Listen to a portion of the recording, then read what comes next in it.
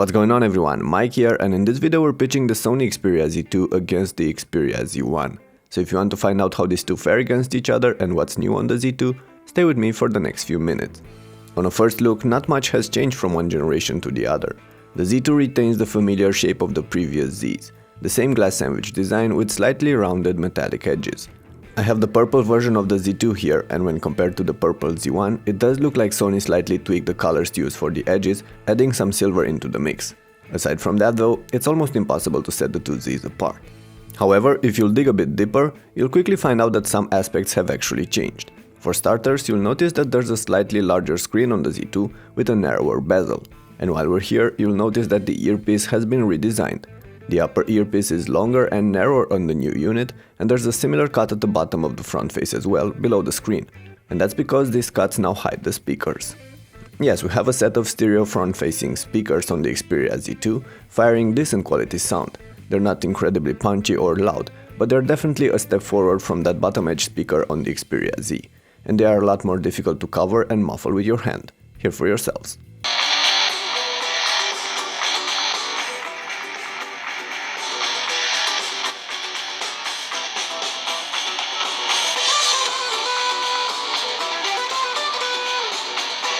That top speaker cut on the Z2 also houses a new notification LED, by the way, longer and brighter than before. Again, a nice addition, as the LED on the Z1 was quite dim.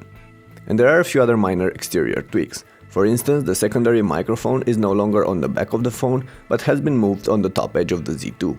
And the lanyard hole is still on the bottom edge, but on the left, not on the right like on the Z1. Of course, the new Xperia is still IP certified, which means that all the ports are covered by plastic caps. Higher quality caps than on the previous Xperia though. And since we're here, you will notice that while on the Z1 we had two separate caps protecting the slots on the left edge, on the Z2 there's only one. All in all, the Z2 feels similar to the Z1 in hand. Rock solid, premium, but a bit too massive and too heavy for my liking. It's true that the Z2 has lost a few grams over the older version, but not really enough to make a noticeable difference. And since we're here, I should also mention that the new Z is millimetrically longer than the Z1, but pretty much the same in terms of width and thickness. Anyway, let's move on and focus on the screens. There's a 5.2-inch one on the Xperia Z2 and the 5-incher on the Xperia Z1, both sporting similar panels and the same 1920 by 1080 pixel resolution. In other words, again, not much has changed, at least on the first look. It's nearly impossible to set these two apart in terms of brightness, sharpness and contrast. However, the display on the Z2 offers larger viewing angles, which is great, but paints more oversaturated colors, which you might not appreciate that much. All in all, the Z2's screen takes a close win here. It's a step forward, but not a breakthrough. Oh, and let's not forget about the two new functions offered by the Z2. The ability to use the display with gloves on, and the ability to double tap the screen to wake up the device. Of course, there's more than meets the eye with these phones. Internally though, they are again fairly close. Both are powered by Snapdragon 800 chips with a slight frequency bump for the new unit and an extra 1GB of RAM for a total of 3. In benchmarks, these don't make a big difference. In everyday use though, the Xperia Z2 feels smoother and snappier than the Z1, but that's more due to the software than the hardware. The Z2 comes with Android 4.4 by default, while on this version of the Z1 I'm only running Android 4.2. Android 4.4 brings some extra features. We're not going to talk about them in here though, see my video review for the Xperia Z2 for more details. I will say however that Sony kept the UI clean with only a few tweaks, while adding their own apps and services, which are also available on the Z1. And one more thing, KitKat looks so much sexier than Jelly Bean, don't you think?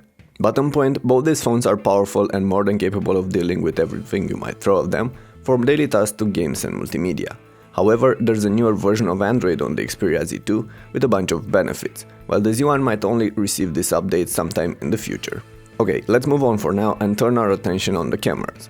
On paper, very little has changed. The two devices pack the same 2-megapixel front shooters and 20.7-megapixel rear cameras with large sensors. The Z2 however benefits from a few extra shooting modes: 4K video, time-shift video, background defocus and so on. So when it comes to taking videos, the Z2 clearly steps in front. But how about pics? Well, the Z2 is a powerful shooter in good light, but still struggles in dim conditions.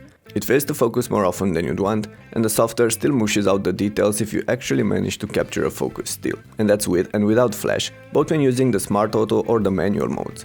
On the other hand, I do have to admit that the Z2's camera does a better job than the one on the Z1 in the given conditions, but there's still room for improvement. All this aside, there's one more important aspect to cover: battery life. Again, on paper, not much has changed, but the Z2 is really outlasting the Z1 in everyday use. While I haven't conducted detailed tests, the Z2 was able to go through the day with medium to heavy use, which translates in about 4 to 5 hours of active screen time, while the Z1 cannot. Of course, both devices offer some power management options, so if you want to, you can squeeze more out of them. Either way, the Z2 is the winner here. Alright, all this being said, it's time to draw the line on this comparison. In conclusion, the Z2 is the definition of incremental upgrade, and it's the proof that Sony are listening to our complaints and working on improving their devices. With this one, they addressed the speakers, the screen, the cameras and the battery life, while they buffed up the specs and brought the software up to date. Some of its aspects still require further tweaking, but when pitched against the only 6 months old Z1, the Z2 is clearly the better device. It is more expensive as well though, since it's brand new, and that's something else you'll have to keep in mind. Anyway, this wraps it up for now. Thanks for watching, and make sure to hit the thumbs up button if you enjoyed the video, and subscribe to the channel if you're not already subscribed. And before you go, let me know what you think about the Z2 and how it fares against the Z1 in the comments below.